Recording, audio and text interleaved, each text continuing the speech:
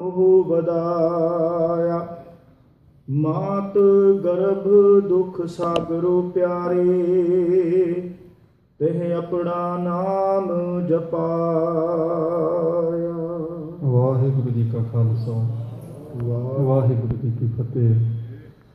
ਪਤਿਤ ਪਾਵਨ ਭਗਤ ਵਸ਼ਲ ਕਿਰਪਾ ਨਿਧਾਨ, ਮਿਹਰਾਂ ਦੇ ਖਜ਼ਾਨੇ ਜੋਤੀ ਸਰੂਪ ਗਰੀਬ ਨਵਾਜ ਪਾਤਸ਼ਾਹ ਸਤਿਗੁਰੂ ਸ੍ਰੀ ਗੁਰੂ ਗ੍ਰੰਥ ਸਾਹਿਬ ਮਹਾਰਾਜ ਸੱਚੇ ਪਾਤਸ਼ਾਹ ਜੀ ਦੀ ਪਾਵਨ ਪਵਿੱਤਰ ਹਜ਼ੂਰੀ ਅੰਦਰ ਜੁੜ ਬੈਠੀ ਗੁਰੂ ਖਾਲਸਾ ਸਾਧ ਸੰਗਤ ਜੀ, ਅਕਾਲ ਪੁਰਖ ਵਾਹਿਗੁਰੂ ਜੀ ਨੇ ਮਹਾਂ ਕਿਰਪਾਲਤਾ ਕੀਤੀ ਹੈ। ਸ਼ਾਮ ਦੇ ਸਤਸੰਗ ਚੱਲ ਰਹੇ ਦੇ ਵਿੱਚ ਹਾਜ਼ਰੀ ਭਰ ਕੇ ਗੁਰੂ ਪਿਆਰਿਆਂ ਤੋਂ ਮਹਾਰਾਜ ਜੀ ਦੀ ਅੰਮ੍ਰਿਤਮਈ ਬਾਣੀ ਦੇ ਕੀਰਤਨ ਸਰਵਣ ਕਰਕੇ ਲਾਹਾ ਪ੍ਰਾਪਤ ਕੀਤਾ ਹੈ। ਲੜੀਵਾਰ ਗੁਰਬਾਣੀ ਦੀ ਕਥਾ ਆਪ ਜੀ ਰੋਜ਼ ਸਰਵਣ ਕਰਦੇ ਹੋ। ਜਿਵੇਂ ਸਤਿਗੁਰੂ ਗੁਰੂ ਅਰਜਨ ਦੇਵ ਮਹਾਰਾਜ ਜੀ ਕਿਰਪਾ ਕਰਦੇ ਪਏ ਹਨ, ਆਓ ਮਨਾਂ ਦੀਆਂ ਬਿਰਤੀਆਂ ਇਕਾਗਰ ਕਰਕੇ ਸਰਦਾ ਭਾਵਨਾ ਨਾਲ ਗੁਰੂ ਸਾਹਿਬ ਜੀ ਦਾ ਕਲਿਆਣਕਾਰੀ ਪਾਵਨ ਪਵਿੱਤਰ ਉਪਦੇਸ਼ ਕਥਾ ਦੇ ਰੂਪ ਵਿੱਚ ਸਰਵਣ ਕਰਕੇ ਲਾਹਾ ਪ੍ਰਾਪਤ ਕਰੀਏ ਜੀ। ਮਨ ਤਨ ਤੇਰੀ ਟੇਕ ਹੈ ਪਿਆਰੇ, ਮਨ ਤਨ ਤੇਰੀ ਟੇਕ। ਇਸ ਸ਼ਬਦ ਦੀ ਅਸ਼ਟਪਦੀ ਦੀ ਇੱਕ ਪੌੜੀ ਆਪਾਂ ਸਾਧ ਸੰਗਤ ਜੀ ਪਹਿਲਾਂ ਵਿਚਾਰੀ ਸੀ। ਦੂਸਰੇ ਪਦ ਦੀ ਪ੍ਰਾਰੰਭਤਾ ਗੁਰੂ ਅਰਜਨ ਦੇਵ ਮਹਾਰਾਜ ਸੱਚੇ ਪਾਤਸ਼ਾਹ ਜੀ ਕਰ ਰਹੇ ਹਨ। ਮਨ ਤਨ ਤੇਰੀ ਟੇਕ ਪਿਆਰੇ, ਮਨ ਤਨ ਤੇਰੀ ਟੇਕ। ਇਹ ਅਕਾਲ ਪੁਰਖ ਵਾਹਿਗੁਰੂ ਸਾਡੇ ਪ੍ਰਾਣਾਂ ਦੇ ਪਿਆਰੇ ਪ੍ਰਮਾਤਮਾ ਜੀਓ, ਸਾਡੇ ਮਨ ਨੂੰ ਤਨ ਨੂੰ ਤੁਹਾਡੇ ਨਾਮ ਦਾ ਆਸਰਾ ਹੈ। ਪਹਿਲਾਂ ਵੀ ਤੁਹਾਡੇ ਮਨ ਤਨ ਸਾਡੇ ਮਨ ਤਨ ਨੂੰ ਤੁਹਾਡੇ ਨਾਮ ਦਾ ਆਸਰਾ ਸੀ, ਤੇ ਅਗਾਂਹ ਵੀ ਸਾਨੂੰ ਮਨ ਕਰਕੇ ਤਨ ਕਰਕੇ ਤੁਹਾਡੇ ਨਾਮ ਦਾ ਆਸਰਾ ਹੈ। ਦੋ ਵਾਰ ਇੱਕੋ ਪੰਕਤੀ ਵਿੱਚ ਸਾਧ ਸੰਗਤ ਜੀ ਲਫ਼ਜ਼ ਦੁਬਾਰਾ ਆਇਆ, ਮਨ ਤਨ ਤੇਰੀ ਟੇਕ ਹੈ ਪਿਆਰੇ, ਮਨ ਤਨ ਤੇਰੀ ਟੇਕ। ਇਹਦਾ ਅਰਥ ਹੈ ਵੀ ਲੰਘ ਚੁੱਕੇ ਸਮੇਂ ਵਿੱਚ ਵੀ ਅਸੀਂ ਆਪ ਜੀ ਦੇ ਆਸਰੇ 'ਤੇ ਸਾਂ, ਆਉਣ ਵਾਲੇ ਸਮੇਂ ਵਿੱਚ ਵੀ ਸਾਡੇ ਮਨ ਨੂੰ ਸਾਡੇ ਤਨ ਨੂੰ ਤੁਹਾਡੇ ਨਾਮ ਦਾ ਹੀ ਆਸਰਾ ਹੈ, ਟੇਕ ਹੈ ਜੀ। ਤੁਧ ਬਿਨ ਅਵਰ ਨਾ ਕਰਨ ਹਾਰ ਪਿਆਰੇ, ਅੰਤਰ ਜਾਮੀ ਏਕ। ਇਹ ਅੰਤਰਜਾਮੀ ਅਕਾਲ ਪੁਰਖ ਵਾਹਿਗੁਰੂ ਜੀਓ, ਆਪ ਜੀ ਸਾਰਿਆਂ ਦੇ ਦਿਲਾਂ ਦੀਆਂ ਜਾਣਨ ਵਾਲੇ ਹੋ। ਤੁਹਾਡੇ ਤੋਂ ਬਿਨਾਂ ਹੋਰ ਕੋਈ ਵੀ ਕਿਸੇ ਕਾਰਜ ਨੂੰ ਕਰਨ ਦੀ ਸਮਰੱਥਾ ਨਹੀਂ ਰੱਖਦਾ। ਤੁਹਾਡੇ ਤੋਂ ਬਿਨਾਂ ਕੋਈ ਸ੍ਰਿਸ਼ਟੀ ਦੀ ਲੈਤਾ ਨਹੀਂ ਕਰ ਸਕਦਾ, ਪਾਲਣਾ ਨਹੀਂ ਕਰ ਸਕਦਾ, ਸ੍ਰਿਸ਼ਟੀ ਨੂੰ ਪੈਦਾ ਨਹੀਂ ਕਰ ਸਕਦਾ, ਤੱਤ ਨਹੀਂ ਬਣਾ ਸਕਦਾ, ਕਿਸੇ ਜੀਵ ਨੂੰ ਰਿਜ਼ਕ ਨਹੀਂ ਪਹੁੰਚਾ ਸਕਦਾ। ਇਹ ਸਾਰੇ ਵੱਡੇ ਕਾਰਜਾਂ ਦੇ ਕਰਨ ਨੂੰ ਸਮਰੱਥ ਇੱਕ ਆਪ ਹੋ, ਤੇ ਫਿਰ ਅੰਤਰਜਾਮੀ ਹੋ। ਹਰੇਕ ਜੀਵ ਦੇ ਦਿਲ ਦੀ ਬਿਨਾਂ ਬੋਲੇ ਤੋਂ ਆਪ ਜੀ ਜਾਣਦੇ ਹੋ। ਅੰਤਰਜਾਮੀ ਦਾ ਅਰਥ ਹੁੰਦਾ ਸਾਧ ਸੰਗਤ ਜਿਹੜਾ ਦਿਲ ਦੀ ਗੱਲ ਸਮਝ ਲੈਂਦਾ ਹੋਏ। ਪਰਮਾਤਮਾ ਦਾ ਵਾਸਾ ਕਿਉਂਕਿ ਸਾਡੇ ਹਿਰਦੇ ਵਿੱਚ ਹੈ, ਤੇ ਹਿਰਦੇ 'ਚੋਂ ਸੰਕਲਪ ਫੁਰਨਾ, ਇਸ ਕਰਕੇ ਉਹਨੂੰ ਅੰਤਰਜਾਮੀ ਕਹਿੰਦੇ। ਉਹ ਦਿਲ ਦੇ ਫੁਰਨੇ ਨੂੰ ਸਾਧ ਸੰਗਤ ਜੀ ਮਨ ਦੇ ਸੰਕਲਪ ਨੂੰ ਬਿਨਾਂ ਕਹਿਣ ਤੋਂ ਪਰਮਾਤਮਾ ਜਾਣਦਾ। ਮਹਾਰਾਜ ਜੀ ਦੇ ਬਚਨ ਆਉਂਦੇ ਨੇ, ਵਿਣ ਬੋਲਿਆ ਸਭ ਕੁਝ ਜਾਣਦਾ, ਕਿਸੇ ਅੱਗੇ ਕੀਚੈ ਅਰਦਾਸ। ਅਰਦਾਸ ਕਰਨੀ ਮਰਿਆਦਾ, ਪੰਥਕ ਮਰਿਆਦਾ ਹੈ ਮਹਾਰਾਜ ਜੀ ਦੇ ਅੱਗੇ ਅਰਦਾਸ ਕਰਨੀ। ਗੋਹਜ ਗੱਲ ਜੀ ਕੀ ਕੀਚੇ ਸਤਿਗੁਰੂ ਪਾਸ, ਤਾਂ ਸਰਬ ਸੁੱਖ ਪਾਈਏ, ਮਹਾਰਾਜ ਦੇ ਬਚਨ ਨੇ। ਪਰ ਆਪਾਂ ਨਾਮ ਹੀ ਕੁਝ ਮੂੰਹ ਤੋਂ ਆਖੀਏ ਨਾ, ਗੁਰੂ ਕਾ ਸਿੱਖ ਸਿਰਫ ਹੱਥ ਜੋੜ ਕੇ ਮਹਾਰਾਜ ਜੀ ਦੇ ਸਾਹਮਣੇ ਸਾਧ ਸੰਗਤ ਜੀ ਖੜ ਜਾਏ, ਗੁਰੂ ਸਾਹਿਬ ਨੂੰ ਪਤਾ ਵੀ ਇਹ ਚਾਹੁੰਦਾ ਕੀ। ਉਸ ਅਵਸਥਾ 'ਚ ਜਾ ਕੇ ਆਖਿਆ ਮਨ ਬੋਲਿਆ ਸਭ ਕੁਝ ਜਾਣਦਾ। ਅਰਦਾਸ ਕਰਨੀ ਬਿਲਕੁਲ ਮਰਿਆਦਾ, ਬੋਲ ਕੇ ਅਰਦਾਸ ਜਿਹੜੀ ਆਪਾਂ ਕਰਦੇ ਹਾਂ, ਕੋਈ ਗੁਪਤ ਰੂਪ ਵਿੱਚ ਵੀ ਕਰਦਾ, ਪਰ ਬਿਲਕੁਲ ਵੀ ਆਪਾਂ ਕੁਝ ਮੂੰਹ ਤੋਂ ਨਾ ਬੋਲੀਏ। ਮਨ ਦੇ ਸੰਕਲਪ ਦਾ ਵੀ ਮਹਾਰਾਜ ਜੀ ਨੂੰ ਪਤਾ ਹੁੰਦਾ, ਕਿਉਂਕਿ ਜਿੱਥੋਂ ਸੰਕਲਪ ਉੱਠਣਾ ਸਾਧ ਸੰਗਤ ਜੀ ਉੱਥੇ ਤਾਂ ਉਹਨਾਂ ਦਾ ਵਾਸਾ। ਇਸ ਲਈ ਉਹਨੂੰ ਅੰਤਰਜਾਮੀ ਕਹਿੰਦੇ ਵੀ ਉਹ ਦਿਲਾਂ ਦੇ ਸਾਰੇ ਫੁਰਨਿਆਂ ਨੂੰ ਸਾਧ ਸੰਗਤ ਜੀ ਜਾਣਦਾ। ਮਹਾਰਾਜ ਨੇ ਤਾਂ ਹੀ ਬਚਨ ਕੀਤੇ ਨਾ, ਘਾਟ ਘਾਟ ਕੇ ਅੰਤਰ ਕੀ ਜਾਣਤ। ਘਾਟ ਕਿਹਨੂੰ ਕਹਿੰਦੇ? ਹਿਰਦੇ ਨੂੰ। ਮੂੰਹ ਤੋਂ ਬੋਲਿਆ ਤਾਂ ਸਾਰੇ ਸੁਣ ਲੈਣਗੇ, ਜਾਣਨਗੇ ਭਾਈ ਇਹਨੇ ਕੀ ਆਖਿਆ, ਪਰ ਹਿਰਦੇ ਵਿੱਚ ਜਿਹੜਾ ਸੰਕਲਪ ਉੱਠਦਾ ਉਹਨੂੰ ਸਿਰਫ ਮਹਾਰਾਜ ਹੀ ਜਾਣਦੇ। ਇਸ ਲਈ ਕਹਿੰਦੇ ਘਾਟ ਘਾਟ ਕੇ ਅੰਤਰ ਕੀ ਜਾਣਤ, ਭਲੇ ਬੁਰੇ ਕੀ ਪੀਰ ਪਛਾਣਤ। ਉਹਨਾਂ ਨੂੰ ਭਲੇ ਪੁਰਸ਼ ਦਾ, ਹਰੇਕ ਪੁਰਸ਼ ਦੇ ਅੰਦਰ ਉੱਠਣ ਵਾਲੇ ਭਲੇ ਸੰਕਲਪਾਂ ਦਾ ਵੀ ਪਤਾ ਹੁੰਦਾ ਮਹਾਰਾਜ ਨੂੰ, ਤੇ ਬੁਰੇ ਸੰਕਲਪਾਂ ਦਾ ਵੀ ਪਤਾ ਹੈ ਮਹਾਰਾਜ। ਗੁਰੂ ਸਾਹਿਬ ਜੀ ਤੋਂ ਸਾਧ ਸੰਗਤ ਜੀ ਆਪਾਂ ਕੁਝ ਲੁਕਾ ਨਹੀਂ ਸਕਦੇ। ਜਿਸ ਤਰ੍ਹਾਂ ਦੇ ਸੰਕਲਪ ਕਿਸੇ ਦੇ ਅੰਦਰ ਉੱਠਦੇ ਆ, ਮਹਾਰਾਜ ਜੀ ਸਾਰਿਆਂ ਤੋਂ ਜਾਣ ਹੁੰਦੇ ਆ। ਇਸ ਲਈ ਉਹਨਾਂ ਨੂੰ ਅੰਤਰਜਾਮੀ ਆਖਿਆ ਵੀ ਤੁਸੀਂ ਮਹਾਰਾਜ ਅੰਤਰਜਾਮੀ ਜੇ, ਫਿਰ ਸਾਰੇ ਕਾਰਜਾਂ ਨੂੰ ਕਰਨ ਦੀ ਸਮਰੱਥਾ ਆਪ ਜੀ ਵਿੱਚ ਹੈ। ਰਹਾਉ ਵਿਸਰਾਮ ਦੇ ਕੇ ਪੰਜਵੇਂ ਪਾਤਸ਼ਾਹ ਜੀ ਕਿਰਪਾ ਕਰ ਰਹੇ ਹਨ ਜੀ। ਕੋਟ ਜਨਮ ਪ੍ਰਮ ਆਇਆ ਪਿਆਰੇ, ਅਨੇਕ ਜੋ ਨੇ ਦੁੱਖ ਪਾਏ। ਕੋਟ ਜਨਮ ਭਰਮ ਆਇਆ ਪਿਆਰੇ, ਕਹਿੰਦੇ ਕਰੋੜਾਂ ਜਨਮਾਂ ਵਿੱਚੋਂ ਤੂੰ ਭਰਮਦਾ ਹੋਇਆ ਹੁਣ ਇਸ ਮਨੁੱਖਾ ਜਨਮ ਵਿੱਚ ਆਇਆ। ਅਨੇਕ ਜੋਨ ਦੁੱਖ ਪਾਏ, ਪਤਾ ਨਹੀਂ ਕਿੰਨੀਆਂ ਦੁੱਖਦਾਈ ਜੂਨਾਂ ਦੇ ਵਿੱਚੋਂ ਦੀ ਲੰਘ ਕੇ ਆਇਆ। ਫਿਰ ਤੈਨੂੰ ਇਸ ਸ੍ਰੇਸ਼ਟ ਸਮਾਂ ਜਿਹੜਾ ਇਹ ਮਿਲਿਆ ਹੁਣ। ਗੁਰੂ ਸਾਹਿਬ ਜੀ ਦੇ ਬਚਨ ਸਾਧ ਸੰਗਤ ਜੀ ਉਹ ਕਹਿੰਦੇ, ਗੁਰਮੰਤਰ ਹੀਨਸ ਜੋ ਪ੍ਰਾਣੀ ਤ੍ਰਿਗੰਤ ਜਨਮ ਭ੍ਰਸ਼ਟਨ ਹੈ, ਕੂਕਰ ਹੈ, ਸੂਕਰ ਹੈ, ਗਰਦਬ ਹੈ, ਕੱਕ ਹੈ, ਸਰਪਨ ਹੈ, ਤੁਲ ਖਲ ਹੈ। ਸੰਸਕ੍ਰਿਤੀ ਦਾ ਸ਼ਲੋਕ ਹੈ ਪੰਜਵੇਂ ਪਾਤਸ਼ਾਹ ਜੀ ਦਾ। ਕਹਿੰਦੇ ਗੁਰਮੁਖੋ, ਮਹਾਰਾਜ ਜੀ ਦੇ ਗੁਰਮੰਤਰ ਤੋਂ ਖਾਲੀ ਹੀਣਾ ਜਿਹੜਾ ਪੁਰਸ਼ ਹੈ ਨਾ, ਉਹ ਕੂਕਰ ਹੈ ਕੁੱਤਾ, ਸੂਕਰ ਹੈ ਸੂਰ, ਗਰਦਬ ਹੈ ਗਧਾ, ਕੱਕ ਹੈ ਕਾਂ। ਇਹਨਾਂ ਸਾਧ ਸੰਗਤ ਜੀ ਸਾਰੀਆਂ ਨਿਖਿੱਧ ਜੂਨੀਆਂ ਵਿੱਚ ਉਹਨੂੰ ਜਾਣਾ ਪਵੇਗਾ। ਗੁਰਮੰਤਰਹੀਨਸ ਜੋ ਪ੍ਰਾਣੀਹੀਣ, ਅਸ ਦਾ ਅਰਥ ਹੁੰਦਾ ਹੈ ਜਿਹੜਾ ਗੁਰੂ ਮੰਤਰ ਤੋਂ ਹੀਣਾ ਪ੍ਰਾਣੀ ਹੈ। ਤ੍ਰਿਗੰਤ ਜਨਮ ਭ੍ਰਸ਼ਟਨ ਹੈ, ਕਹਿੰਦੇ ਭਾਈ ਐਸੇ ਜਿਹੜਾ ਭ੍ਰਿਸ਼ਟੇ ਹੋਏ ਜਨਮ ਵਾਲਾ ਨਾ ਉਹਨੂੰ ਤ੍ਰਿਗਾਕਾਰ ਹੈ। ਕੂਕਰ ਹੈ, ਸੂਕਰ ਹੈ, ਗਰਦਬ ਹੈ, ਕੱਕ ਹੈ, ਸਰਪਣ ਹੈ, ਤੁਲ ਖਲ ਹੈ। ਤੁਲ ਦਾ ਅਰਥ ਹੁੰਦਾ ਬਰਾਬਰ। ਕਹਿੰਦੇ ਇਹਨਾਂ ਦੇ ਵੀ ਉਹ ਬਰਾਬਰ ਨਹੀਂ ਜੇ ਮਨੁੱਖਾ ਜਨਮ ਲੈ ਕੇ ਜਿਹੜਾ ਗੁਰੂ ਨਹੀਂ ਕਰਦਾ। ਜੂਨਾਂ 'ਚ ਤਾਂ ਜਾਣਾ ਪਵੇਗਾ, ਪਰ ਕਹਿੰਦੇ ਮਨੁੱਖਾ ਜਨਮ ਹੈ ਨਾ ਇਸ ਵੇਲੇ, ਓਨੀ ਦੇਰ ਉਹ ਇਹਨਾਂ ਤੋਂ ਵੀ ਨਿਖਿੱਧ ਹੈ। ਤੁਲ ਦਾ ਅਰਥ ਹੁੰਦਾ ਬਰਾਬਰ, ਜਾਣਾ ਤਾਂ ਪਵੇਗਾ ਹੀ। ਕਈ ਜਨਮ ਭਾਈ ਕੀਟ ਪਤੰਗਾ ਮਹਾਰਾਜ ਜੀ ਨੇ ਆਖਿਆ, ਪਰ ਕਹਿੰਦੇ ਕੂਕਰ ਹੈ, ਤੁਲ ਕੁੱਤੇ ਦੇ ਬਰਾਬਰ ਵੀ ਨਹੀਂ। ਕਿਉਂ ਜੀ? ਗੁਰੂ ਸਾਹਿਬ ਜੀ ਦੇ ਬਚਨ ਉਹ ਕਹਿੰਦੇ ਨੇ, ਸੁਆਮੀ ਕੋ ਗੁਰੂ ਜੋ ਸਦਾ ਸਵਾਨ ਤਜਤ ਨਹੀਂ ਨਿਤ, ਨਾਨਕ ਇਹ ਵਿਧਾਰ ਭਜੋ ਏਕ ਮਨ ਹੋਏ ਇੱਕ ਚਿੱਤ। ਕੁੱਤੇ ਵਿੱਚ ਗੁਣ ਹੈ, ਫਿਰ ਵੀ ਆਪਣੇ ਸਵਾਮੀ ਦਾ ਵਫਾਦਾਰ ਹੈ। ਕਹਿੰਦੇ ਤੂੰ ਉਹਦੇ ਬਰਾਬਰ ਵੀ ਨਹੀਂ, ਕਿਉਂਕਿ ਤੂੰ ਆਪਣੇ ਸਵਾਮੀ ਨੂੰ ਯਾਦ ਨਹੀਂ ਕਰਦਾ। ਗੁਰ ਮੰਤਰਹੀਨ ਅਸ ਜੋ ਪ੍ਰਾਣੀ, ਕੂਕਰ ਹੈ। ਫਿਰ ਕਹਿੰਦੇ ਸੂਕਰ ਹੈ ਸੂਰ। ਕਬੀਰ ਸਾਹਿਬ ਨੇ ਆਖਿਆ, ਕਬੀਰ ਸਾਕਤ ਤੇ ਸੂਕਰ ਭਲਾ ਰਾਖੇ ਆਛਾ ਗਾਓ। ਉਹ ਸਾਕਤ ਵਪਰਾ ਮਰ ਗਿਆ, ਕੋਈ ਨਾ ਲੈ ਹਨਾਓ। ਕਹਿੰਦੇ ਸਾਕਤ ਪੁਰਸ਼ ਜਿਹੜਾ ਪਰਮੇਸ਼ਰ ਨੂੰ ਯਾਦ ਨਹੀਂ ਨਾ ਕਰਦਾ, ਉਹਦੇ ਨਾਲੋਂ ਸੂਰ ਕਿਤੇ ਚੰਗਾ। ਗਾਂਵ ਦੀ ਪਿੰਡ ਦੀ ਸਫਾਈ ਤਾਂ ਰੱਖਦਾ ਨਾ ਗਲੀਆਂ ਦੀ। ਕਹਿੰਦੇ ਪਿੰਡ ਦੀਆਂ ਗਲੀਆਂ ਦੀ ਸਫਾਈ ਕਰਦਾ। ਕਬੀਰ ਸਾਕਤ ਤੇ ਸੂਕਰ ਭਲਾ, ਕਹਿੰਦੇ ਸਾਕਤ ਪੁਰਸ਼ ਨਾਲੋਂ ਸੂਰ ਕਿਤੇ ਭਲਾ। ਰਾਖੇ ਆਸ਼ਾ ਗਾਓ, ਕਹਿੰਦੇ ਪਿੰਡ ਦੀ ਸਫਾਈ ਰੱਖਦਾ ਉਹ ਸਾਕਤ ਬੱਪਰਾ ਮਰ ਗਿਆ। ਕਹਿੰਦੇ ਸਾਕਤ ਨੇ ਮਰ ਜਾਣਾ, ਕੋਈ ਨਾ ਲੈ ਨਾ, ਉਹਦਾ ਨਾਮ ਲੈਣ ਵਾਲਾ ਵੀ ਕੋਈ ਨਹੀਂ ਹੁੰਦਾ। ਇਸ ਕਰਕੇ ਕਹਿੰਦੇ ਨੇ ਸੂਰ ਦੇ ਬਰਾਬਰ ਵੀ ਉਹ ਨਹੀਂ ਜਿਹੜਾ ਮਨੁੱਖਾ ਜਨਮ ਪ੍ਰਾਪਤ ਕਰਕੇ ਪਰਮੇਸ਼ਰ ਨੂੰ ਚੇਤੇ ਨਾ ਕਰੇ। ਦੁੱਖ ਦਾ ਯੂਨੀ ਆ ਨਾ। ਫਿਰ ਵੀ ਕਹਿੰਦੇ ਕੂਕਰ ਹੈ, ਸੂਕਰ ਹੈ, ਗਰਦਬ ਹੈ, ਗਧਾ ਖੋਤੇ ਨੂੰ ਕਹਿੰਦੇ ਸਾਧ ਮਹਾਰਾਜ ਕਹਿੰਦੇ ਨੇ, ਨਾਨਕ ਤੇ ਨਰ ਅਸਲ ਖਰ ਜੇ ਬਿਨ ਗੁਣ ਗਰਬ ਕਰੰਤ। ਕਹਿੰਦੇ ਉੱਥੇ ਇਸ ਬੰਦੇ ਨਾਲ ਖੋਤਾ ਵੀ ਕਿਤੇ ਚੰਗਾ ਜੇ, ਕਿਉਂਕਿ ਮਨੁੱਖ ਪ੍ਰਮਾਤਮਾ ਨੂੰ ਤਾਂ ਚੇਤੇ ਕਰਦਾ ਕੋਈ ਨਹੀਂ। ਸਭ ਤੋਂ ਵੱਡਾ ਗੁਣ ਤਾਂ ਇਹ ਸੀ ਅਕਾਲ ਪੁਰਖ ਵਾਹਿਗੁਰੂ ਨੂੰ ਚੇਤੇ ਕਰੇ, ਉਹ ਕਰਦਾ ਕੋਈ ਨਹੀਂ। ਤੇ ਹੰਕਾਰ ਵਾਧੂ ਕਰੀ ਫਿਰਦਾ, ਹੰਕਾਰ ਦੀ ਛੱਟ ਲੱਦੀ ਹੋਈ ਇਹਨੇ। ਇਹਦੇ ਬਿਨਾਂ ਗੁਣ ਤੋਂ ਹੰਕਾਰ ਕਰਦਾ, ਇਹ ਅਸਲੀ ਖੋਤਾ ਜੇ। ਉਹ ਤਾਂ ਜੂਨ ਵਿੱਚ ਪਿਆ ਹੋਇਆ ਖੋਤਾ ਨਾ। ਨਾਨਕ ਤੇ ਨਰ ਅਸਲ ਖਰ ਖੋਤੇ ਨੂੰ ਕਹਿੰਦੇ। ਕਹਿੰਦੇ ਅਸਲ ਖੋਤਾ ਦੇਖਣਾ ਭਾਈ ਤੁਸੀਂ, ਉਹ ਤਾਂ ਜੂਨ ਆਪਣੀ ਭੋਗਦਾ ਪਿਆ ਨਾ। ਇੱਕ ਜਿਹੜਾ ਹੈ ਹੀ ਹੈ, ਇੱਕ ਇਹ ਹੈ। ਉਹਦੇ ਬਰਾਬਰ ਵੀ ਮਹਾਰਾਜ ਕਹਿੰਦੇ ਨਹੀਂ। ਕੂਕਰ ਹੈ, ਸੂਕਰ ਹੈ, ਗਰਦਬ ਹੈ, ਕਾਕਾ ਹੈ। ਕਾਕਾ ਕਹਿੰਦੇ ਕਾਂ ਨੂੰ ਸਾਧ ਸੰਗਤ ਜੀ ਬਹੁਤ ਨਿਖਿੱਧ ਮੰਨਿਆ ਗਿਆ, ਪਰ ਕਹਿੰਦੇ ਨਾਮ ਨਾ ਜਪਣ ਵਾਲਾ ਕਾਂ ਦੇ ਵੀ ਬਰਾਬਰ ਨਹੀਂ, ਉਹਦੇ ਤੋਂ ਵੀ ਨਿਖਿੱਧ ਹੈ। ਕਿਉਂਕਿ ਕਾਂ ਵੀ ਸਾਧ ਸੰਗਤ ਜੀ ਕੋਈ ਨਾ ਕੋਈ ਗੁਣ ਹਰੇਕ ਦੇ ਵਿੱਚ ਹੁੰਦਾ।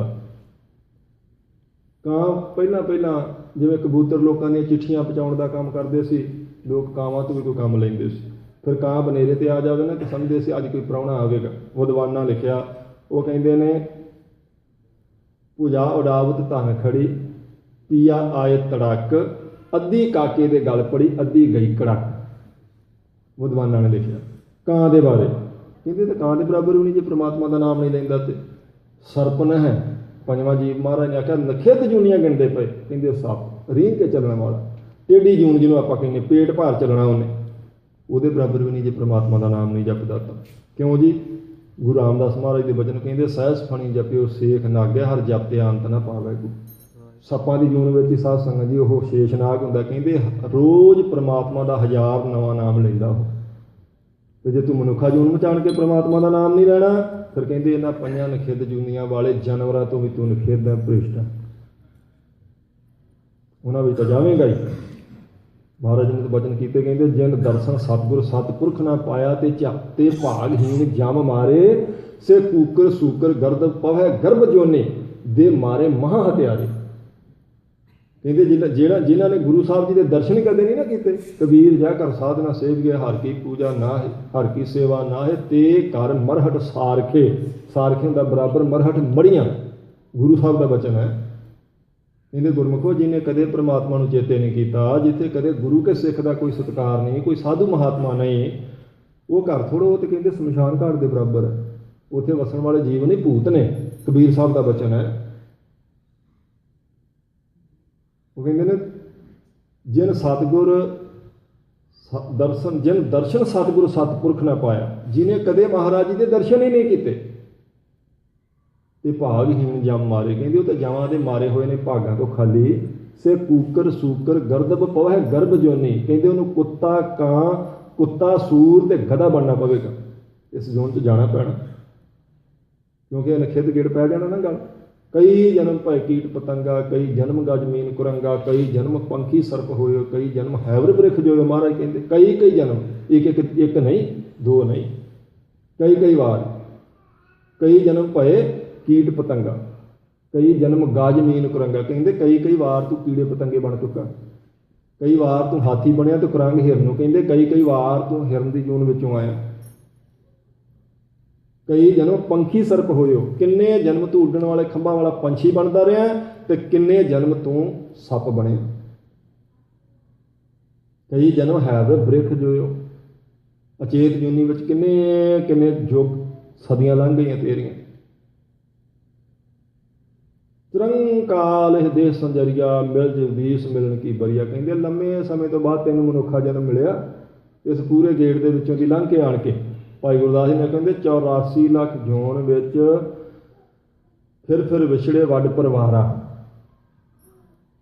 ਜੀਵਨ ਜਨਮ ਮਰਨ ਮਹਿ ਭਵਜਲ ਪੂਰੇ ਭਰੇ ਭੰਡਾਰਾ। ਉਹ ਕਹਿੰਦੇ ਨੇ ਪਤਾ ਨਹੀਂ ਕਿੰਨੀ ਵਾਰ ਇਹ ਜਨਮਿਆ, ਫਿਰ ਮਰਿਆ, ਫਿਰ ਜਨਮਿਆ, ਫਿਰ ਮਰਿਆ।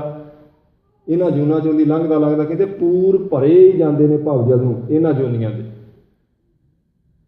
ਮਾਨਸ ਜਨਮ ਸੋ ਪਾਰ ਉਤਾਰਾ। ਕਹਿੰਦੇ ਪਾਰ ਉਤਾਰੇ ਦਾ ਇੱਕੋ ਹੀ ਸਮਾਂ ਹੈ ਜਦੋਂ ਮਨੁੱਖਾ ਜਨਮ ਕੋਲ ਹੈ, ਨਹੀਂ ਤਾਂ ਬਾਕੀ ਸਾਰੀਆਂ ਦੁਨੀਆਂ ਦੇ ਵਿੱਚ ਸਾਧ ਸੰਗਤ ਜੀ ਬੰਦੇ ਨੂੰ ਆਪਣੀ ਕਲਿਆਣ ਦੀ ਸੋਝੀ ਨਹੀਂ ਹੁੰਦੀ। ਉਹ ਆਪਣੀ ਕਲਿਆਣ ਦੇ, ਆਪਣੇ ਭਲੇ ਦੇ ਵਾਸਤੇ ਸੋਚ ਨਹੀਂ ਸਕਦਾ, ਕਿਉਂਕਿ ਉਹਨੇ ਖੁਦ ਦੁਨੀਆਂ 'ਚ ਪਿਆ ਹੋਇਆ ਨਾ। ਫਿਰ ਵੀ ਕਈ ਵਾਰ ਮਨ ਮੰਨਦਾ ਨਹੀਂ, ਕਿਉਂਕਿ ਸੰਸਕਾਰਾਂ ਦੇ ਅਨੁਸਾਰ ਸਾਧ ਸੰਗਤ ਜੀ ਬੰਦੇ ਦੀ ਸੋਚ ਹੁੰਦੀ ਵੀ ਨਹੀਂ ਇੱਦਾਂ ਨਹੀਂ। ਇੱਥੇ ਹੀ ਇੱਕ ਵਾਰੀ ਕਥਾ ਚੱਲਦੀ ਪਈ ਸੀ ਕੁਝ ਸਾਲ ਪਹਿਲਾਂ, ਤੇ ਸ਼ਬਦ ਚੱਲਦਾ ਪਿਆ ਸੀ ਸਾਧ ਸੰਗਤ ਜੀ, ਅੰਤਕਾਲ ਜੋ ਲక్ష్ਮੀ ਸਿਮਰੇ ਐਸੀ ਚਿੰਤਾ ਮਹਿ ਜੇ ਮਰੈ ਸਰਪ ਜੋਨ ਵਾਲਾ ਤਰ੍ਹਾਂ ਦੇ। ਇੱਥੇ ਇੱਕ ਗੁਰਮੁਖ ਪਿਆਰੇ ਰਹਿੰਦੇ ਸਨ, ਉਹ ਹੁਣ ਮੈਨੂੰ ਦਿਸੇ ਨਹੀਂ 5-4 ਸਾਲਾਂ ਤੋਂ। ਉਹਨਾਂ ਆਖਿਆ ਸੀ ਇੱਕ ਵਾਰੀ, ਕਹਿੰਦੇ ਭਾਈ ਅਸੀਂ ਮੈਂ ਮੰਨਦਾ ਨਹੀਂ ਇਹਨਾਂ ਗੱਲਾਂ ਨੂੰ, ਬਈ ਅੰਤਕਾਲ ਤਾਂ ਹਾਂ ਮਨੁੱਖਾ ਹੀ ਹੈ, ਇਹ ਤੋਂ ਬਾਅਦ ਕੋਈ ਜਨਮ ਨਹੀਂ ਹੈਗਾ। ਉਹਨਾਂ ਨੂੰ ਹੱਥ ਜੋੜ ਕੇ ਬੇਨਤੀ ਕੀਤੀ ਸੀ, ਮੈਂ ਕਦੇ ਆਪਣੇ ਕੋਲੋਂ ਦਲੀਲ ਨਹੀਂ ਦਿੱਤੀ। ਜੇ ਆਪਣੇ ਕੋਲੋਂ ਦਲੀਲ ਦੇਵਾਂ ਦੱਸ ਦਿੰਦਾ ਹੁੰਦਾ ਵੀ ਮੇਰਾ ਮਨ ਇਉਂ ਕਹਿੰਦਾ, ਤੇ ਮੈਂ ਗਲਤ ਵੀ ਹੋ ਸਕਦਾ। ਪਰ ਜਿਹੜੀ ਵੀ ਦਲੀਲ ਹੈ ਮਹਾਰਾਜ ਜੀ ਦੀ ਬਾਣੀ 'ਚੋਂ ਹੈ। ਪਰ ਗੁਰੂ ਸਾਹਿਬ ਤਾਂ ਕਹਿੰਦੇ ਆ ਨਾ, ਅੰਤਕਾਲ ਜੋ ਲక్ష్ਮੀ ਸਿਮਰੇ ਐਸੀ ਚਿੰਤਾ ਮਹਿ ਜੇ ਮਰੇ ਸਰਪ ਜੋਨ ਵਾਲ ਵਾਲੇ ਉਤਰੇ। ਉਹ ਕਹਿੰਦੇ ਨੇ ਹਾਂ ਕਹਿੰਦੇ ਨੇ ਮਹਾਰਾਜ ਅੰਤਕਾਲ, ਬਿਲਕੁਲ ਕਹਿੰਦੇ ਆ, ਪਰ ਇਹ ਅੰਤਕਾਲ ਮਨੁੱਖਾ ਜਨਮ ਹੈ, ਇਹ ਅੰਤਲਾ ਜਨਮ ਹੈ, ਬਸ ਇਹ ਤੋਂ ਬਾਅਦ ਹੋਰ ਕੋਈ ਜਨਮ ਨਹੀਂ ਹੈ। ਤੇ ਫਿਰ ਮੈਂ ਕਿਹਾ ਮਹਾਰਾਜ ਦੇ ਉਤਾਰ ਲੈਣ ਦਾ ਤਾਂ ਕੋਈ ਨਾ ਰਹਿ ਗਿਆ ਭਾਵ। ਜੇ ਫਿਰ ਇਹ ਮਨੁੱਖਾ ਜਨਮ, ਇਹ ਤੋਂ ਬਾਅਦ ਸਾਰੀ ਖੇਡ ਖਤਮ ਹੈ, ਆਪਾਂ ਮੁਕਤ ਹੀ ਹੈ, ਤਾਂ ਫਿਰ ਤਾਂ ਬੰਦਾ ਆਪਣੀ ਮਰਜ਼ੀ ਕਰ ਸਕਦਾ। ਫਿਰ ਗੁਰੂ ਸਾਹਿਬ ਨੇ ਅਵਤਾਰ ਲਿਆ। ਮਹਾਰਾਜ ਕਹਿੰਦੇ ਨੇ ਪੁੰਨੀ ਪਾਪੀ ਆਖਣ ਨਾ ਹੈ, ਕਰ ਕਰਨਾ ਲਿਖ ਲਿਆ ਜਾਹੋ ਆਪੇ ਬੀਜ ਆਪੇ ਖਾਓ। ਤੇ ਬੀਜ ਆਪਾਂ ਦਿੱਤਾ, ਫਿਰ ਖਾਣਾ ਕਿਹਨੇ ਜਦੋਂ ਜਨਮ ਹੀ ਨਹੀਂ ਹੈ ਅਗਲੇ ਬੰਨੇ? ਫਿਰ ਤਾਂ ਖੇਡ ਖਤਮ ਹੈ।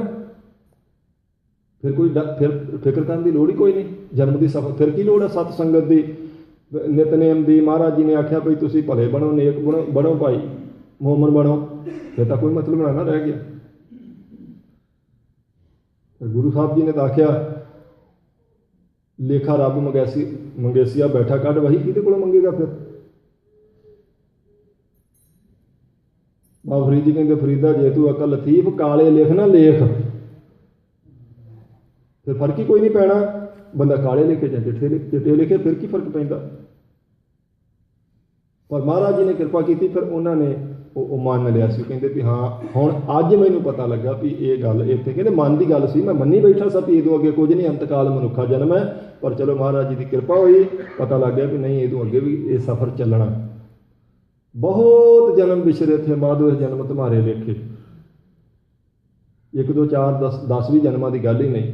ਹੋ ਆਇਆ ਦੂਰੋਂ ਚੱਲ ਕੇ ਮੈਂ ਤੱਕੀ ਤੋ ਸਰਣਾਏ ਜੀਓ, ਮੈਂ ਆਸਾ ਰੱਖੀ ਚਿਤ ਮਹਿ ਮੇਰਾ ਸਭੋ ਦੁੱਖ ਗਵਾਏ ਜੀ। ਦੂਰੋਂ ਕਿੱਥੋਂ ਚੱਲ ਕੇ ਆਇਆ? ਜਦੋਂ ਤੋਂ ਸੰਸਾਰ ਬਣਿਆ ਉਦੋਂ ਤੋਂ ਸਾਧ ਸੰਗਤ ਜੀ ਆਪਾਂ ਜਨਮ ਲੈ ਰਹੇ। ਇਹ ਗੇੜ ਉਦੋਂ ਤੋਂ ਚੱਲਦਾ ਆ ਰਿਹਾ, ਇਹ ਕੋਈ ਅੱਜ ਦੀ ਨਹੀਂ ਲੜੀ ਚੱਲੀ ਹੋਈ। ਇਹ ਸਿਲਸਿਲਾ ਤੇ ਪੁਰਾਣਾ। ਇਸ ਕਰਕੇ ਮਹਾਰਾਜ ਦੇ ਬਚਨੋਂ ਕਹਿੰਦੇ ਗੁਰਮੁਖੋ, ਇਹ ਦੁੱਖਦਾਈ ਜੂਨ ਸੀ। 84 ਲੱਖ ਦੇ ਗੇੜੇ ਵਿੱਚੋਂ ਤੂੰ ਨਿਕਲ ਕੇ ਆਇਆ। ਆਹ ਸਮਾਂ ਬਖਸ਼ਿਆ ਸੀ ਪ੍ਰਮਾਤਮਾ ਨੇ, ਭਈ ਤੂੰ ਜਪ ਕੇ ਉਹਨੂੰ ਚੇਤੇ ਕਰਕੇ ਇਹਦੇ ਵਿੱਚੋਂ ਨਿਕਲ ਸਕਦਾ।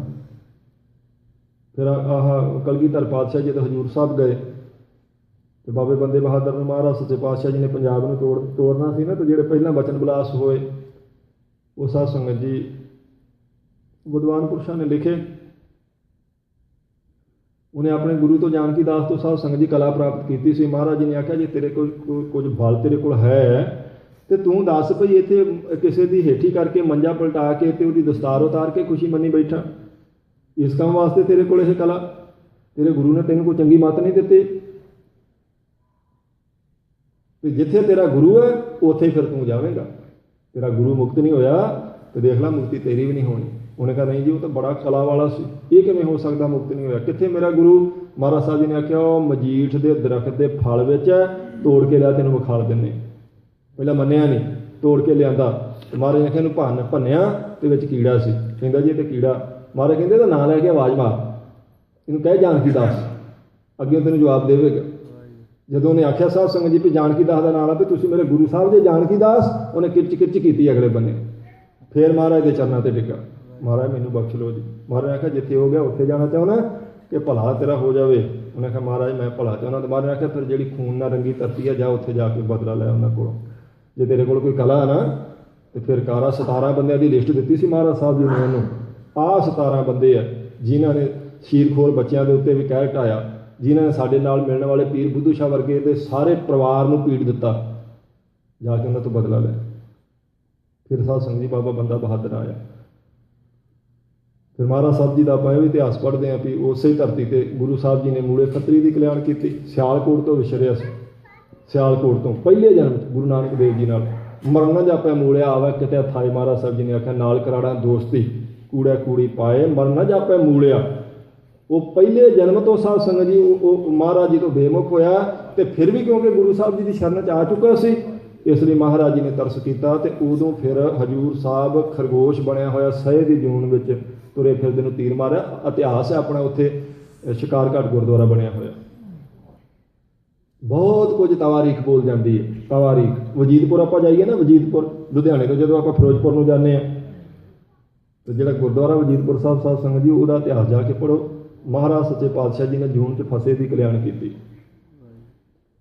ਆਪਾਂ ਲਧਾਈਕੇ ਜਾਈਏ, ਕਲਿਆਣਸਰ ਗੁਰਦੁਆਰਾ 6ਵੇਂ ਪਾਤਸ਼ਾਹ ਜੀ ਦਾ ਲਧਾਈਕੇ ਨਗਰ ਸਾਧ ਸੰਗਤ ਜੀ ਮਾਲਵੇ ਵਿੱਚ, ਬਾਘੇ ਪੁਰਾਣੇ ਲਾਗੇ ਸਮਝ ਲਓ ਤੁਸੀਂ।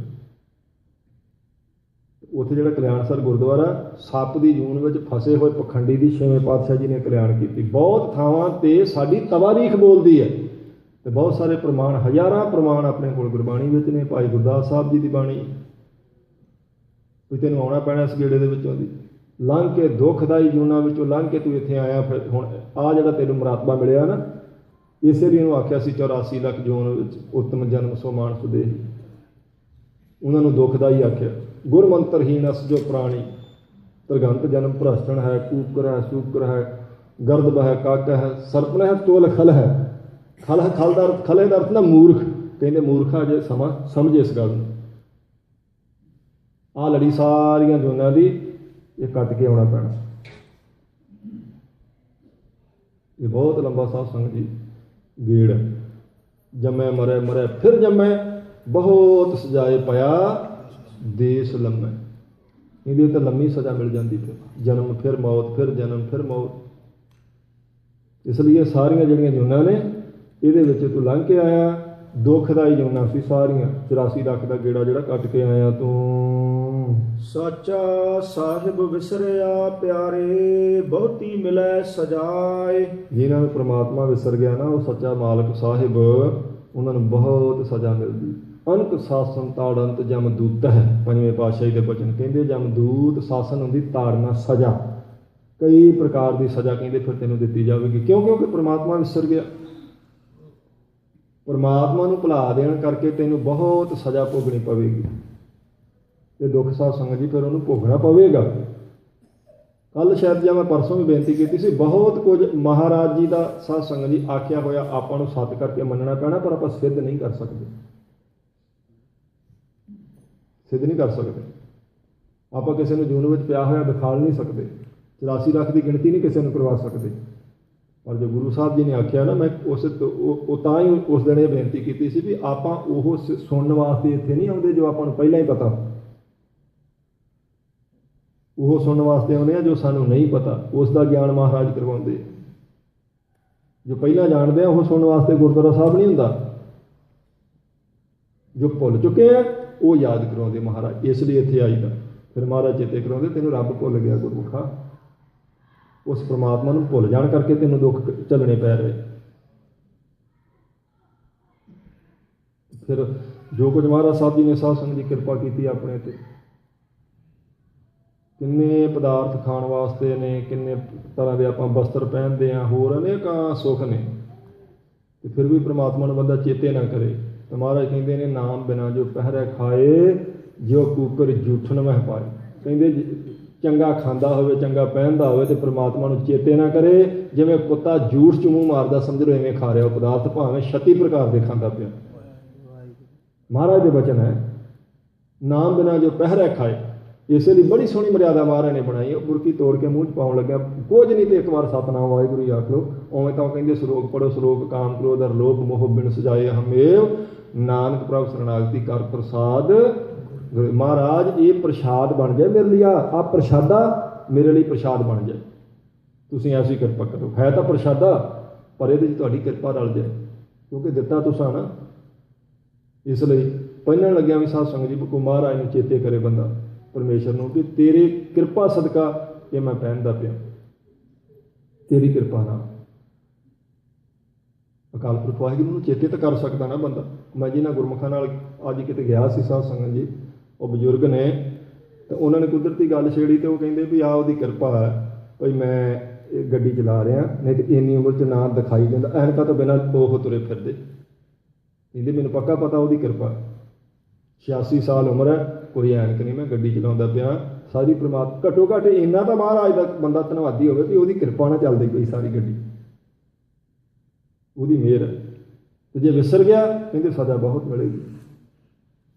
ਪਰਮਾਤਮਾ ਭੁੱਲ ਗਿਆ ਨਾ, ਤੇ ਫਿਰ ਸਾਧ ਸੰਗਤ ਦੀ ਸਜ਼ਾ ਤਾਂ ਮਿਲਣੀ। ਉਹ ਕਿਉਂ ਸਜ਼ਾ ਮਿਲਣੀ? ਕਿਉਂਕਿ ਸੰਸਕਾਰਾਂ ਕਰਕੇ ਹੀ ਅਸਲ 'ਚ ਪਾਪ ਹੁੰਦੇ, ਸੰਸਕਾਰਾਂ ਕਰਕੇ ਸਾਧ ਸੰਗਤ ਦੀ ਪੁੰਨ ਹੈ। ਕਰਦਾ ਕਰਾਉਂਦਾ ਤਾਂ ਸਭ ਕੁਝ ਪਰਮਾਤਮਾ ਹੀ ਹੈ, ਪਰ ਫਿਰ ਆਪਣੇ ਮਨ 'ਚ ਆ ਸਕਦਾ ਵੀ ਜੇ ਅਕਾਲ ਪੁਰਖ ਵਾਹਿਗੁਰੂ ਦੀ ਮਰਜ਼ੀ ਨਾਲ ਸਾਰਾ ਕੁਝ ਹੁੰਦਾ ਪਿਆ ਤੇ ਫਿਰ ਪਾਪ ਕਰਨ ਵਾਲੇ ਦਾ ਤਾਂ ਕੋਈ ਦੋਸ਼ ਨਾ ਹੋਇਆ। ਪਰ ਕਬੀਰ ਸਾਹਿਬ ਨੇ ਆਖਿਆ, ਕਬੀਰ ਨਿਰਮਲ ਬੂੰਦ ਆਕਾਸ਼ ਕੀ ਪਰ ਗਈ ਭੂਮ ਬੇਕਾਰ। ਉਹ ਕਹਿੰਦੇ ਨੇ ਬੂੰਦ ਦਾ ਕੋਈ ਕਸੂਰ ਨਹੀਂ ਹੁੰਦਾ ਗੁਰਮੁਖੋ, ਧਰਤੀ ਦਾ ਫਰਕ ਪੈਂਦਾ। ਉਹ ਜਰਖੇਜ ਤੇ ਡਿੱਗੀ ਹੈ ਕਿ ਕਲਰਾਠੀ ਤੇ। ਜੇ ਕਲਰ 'ਚ ਮੀਂਹ ਪੈ ਗਿਆ ਤਾਂ ਕੁਝ ਨਹੀਂ ਹੋਣਾ ਉੱਥੇ, ਬੂੰਦ ਵੀ ਸੜ ਜਾਣੀ। ਉਹ ਚੰਗੀ ਜਰਖੇਜ ਧਰਤੀ ਤੇ ਡਿੱਗੇਗੀ ਤੇ ਬਨਸਪਤੀ ਹੁੰਦੀ, ਫੁੱਲ ਹੁੰਦੇ, ਫਲ ਹੁੰਦੇ, ਰਾਸਨਾ ਭਰਦੇ, ਦੁਨੀਆ ਆਨੰਦ ਲੈਂਦੀ ਹੈ। ਪਰਮਾਤਮਾ ਕਦੇ ਕਿਸੇ ਨੂੰ ਨਹੀਂ ਕਹਿੰਦਾ, ਗੁਰੂ ਸਾਹਿਬ ਵੱਲੋਂ ਕਿਤੇ ਉਪਦੇਸ਼ ਨਹੀਂ ਹੈ ਵੀ ਤੂੰ ਪਾਪ ਕਰ। ਮਹਾਰਾਜ ਜੀ ਨੇ ਅਵਤਾਰ ਲਿਆ ਸਾਧ ਸੰਗਤ ਜੀ ਇਹ ਸਾਰਾ ਗਿਆਨ ਕਰਵਾਉਣ ਲਈ, ਇਹ ਤੋਂ ਮਨਾ ਕਰਨ ਵਾਸਤੇ। ਫਿਰ ਕਰਦਾ ਕਿਉਂ ਆ? ਜੇ ਮਹਾਰਾਜ ਜੀ ਸਾਰਾ ਕੁਝ ਕਰਵਾਉਂਦੇ ਤੇ ਫਿਰ ਕਿਉਂ ਕਰਦਾ? ਕਿਉਂਕਿ ਸੰਸਕਾਰਾਂ ਕਰਕੇ ਸਾਧ ਸੰਗਤ ਜੀ ਉਹਦੇ ਕਰਮ ਪਰਪੱਕ ਹੋ ਜਾਂਦੇ, ਆਦਤਾਂ ਪੱਕ ਜਾਂਦੀਆਂ ਸੰਸਕਾਰਾਂ ਕਰਕੇ। ਜਿਸ ਤਰ੍ਹਾਂ ਦੇ ਬੰਦੇ ਦੇ ਸੰਸਕਾਰ ਨੇ, ਉਸੇ ਤਰ੍ਹਾਂ ਦੀ ਉਹਦੀ ਸੋਚਣੀ ਹੋ ਜਾਂਦੀ। ਤੇ ਜੇ ਸੋਚਣੀ ਵਿੱਚ ਪਾਪ ਨਹੀਂ, ਤੇ ਫਿਰ ਕਰਮ ਵਿੱਚ ਵੀ ਪਾਪ ਨਹੀਂ ਹੁੰਦਾ। ਜਿਹਨੂੰ ਪਾਪ ਬਾਰੇ ਸੋਚ ਕੇ ਸਾਧ ਸੰਗਤ ਜੀ ਅੰਦਰ ਜਿਹਦਾ ਕੰਬਿਆ, ਉਹਦਾ ਕਰਨ ਲੱਗਿਆ ਕਦੇ ਨਹੀਂ ਕੰਬਣਾ। ਕਿਉਂਕਿ ਸੰਸਕਾਰਾਂ ਕਰਕੇ ਸੋਚ ਉਹ ਪੱਕ ਚੱਕੀ, ਇਸ ਕਰਕੇ ਕੋਈ ਫਰਕ ਨਹੀਂ ਪੈਂਦਾ। ਪਰ ਮਹਾਰਾਜ ਜੀ ਦੇ ਵਚਨ ਕਹਿੰਦੇ, ਗੁਰਮੁਖਾ ਪ੍ਰਮਾਤਮਾ ਨੂੰ ਭੁੱਲ ਜਾਏਗਾ, ਬਹੁਤੀ ਮਿਲਿਆ ਸਾਚਾ ਸਾਹਿਬ ਵਿਸਰਿਆ ਪਿਆਰੇ, ਬਹੁਤੀ ਮਿਲਿਆ ਸਜਾਏ। ਫਿਰ ਬਹੁਤ ਸਜ਼ਾ ਮਿਲੇਗੀ।